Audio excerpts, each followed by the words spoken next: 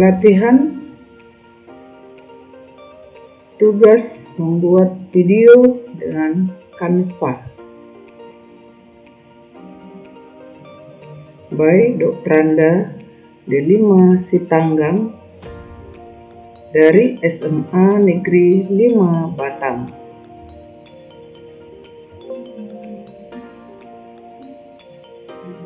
Inflasi.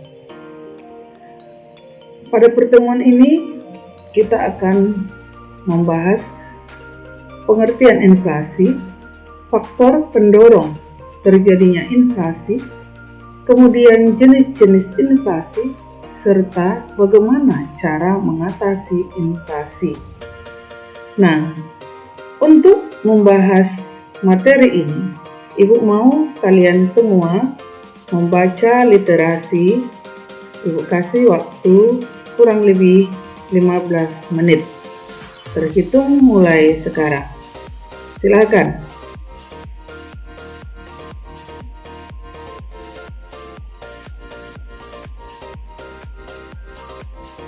Nah, inflasi merupakan suatu proses meningkatnya harga-harga barang secara umum dan terus-menerus. Kenaikan harga dari satu atau dua jenis barang saja tidak disebut inflasi, kecuali bila kenaikan itu meluas pada barang lainnya.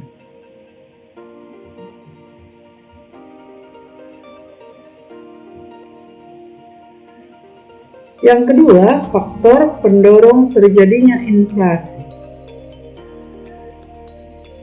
Terdiri dari inflasi akibat permintaan yang disebut dengan demand pull inflation. Kemudian yang kedua, inflasi akibat meningkatnya produksi atau biaya produksi yang disebut dengan cost push inflation. Kemudian yang ketiga yaitu akibat tingginya peredaran jumlah uang. Kemudian inflasi campuran dan inflasi ekspektasi.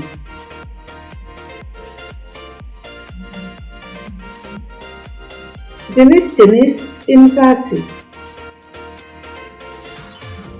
antara lain inflasi ringan, yaitu apabila kenaikan harga di bawah 10% dalam setahun.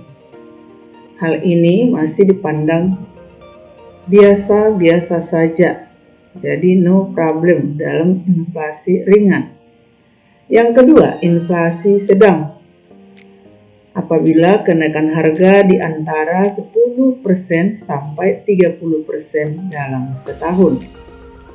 Dan yang ketiga, inflasi berat, di mana kenaikan harga di antara 30% sampai 100% dalam setahun.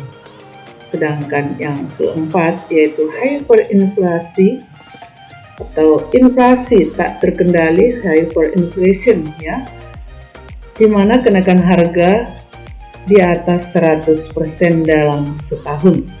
Nah, pada kondisi hyperinflation itu sudah menunjukkan satu keadaan yang sudah sangat berbahaya, yang apabila tidak cepat ditangani atau dikendalikan, maka satu negara bisa-bisa akan bubar karena masyarakat tidak lagi percaya kepada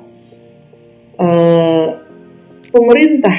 Mengapa tidak percaya pada pemerintah? Karena pada saat itu nilai uang sama sekali dipandang tidak berarti.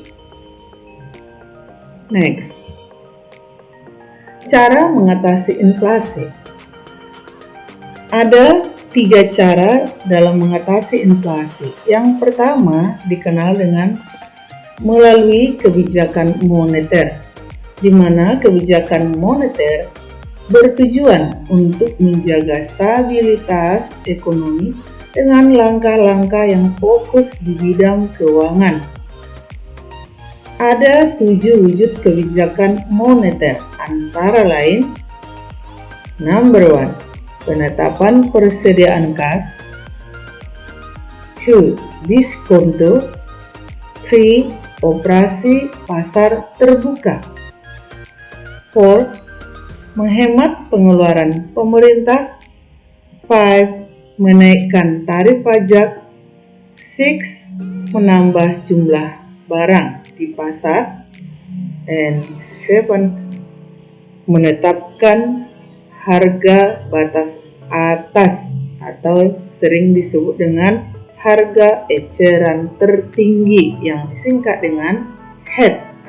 Nah, jadi setelah kalian nanti membaca literasinya, ya, kalian semestinya dapat menjelaskan ya bagaimana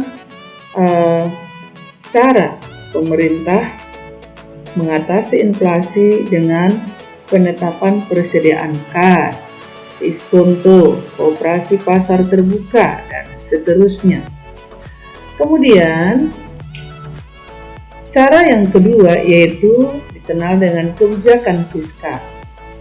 Kebijakan fiskal merupakan cara yang dapat dilakukan oleh pemerintah dalam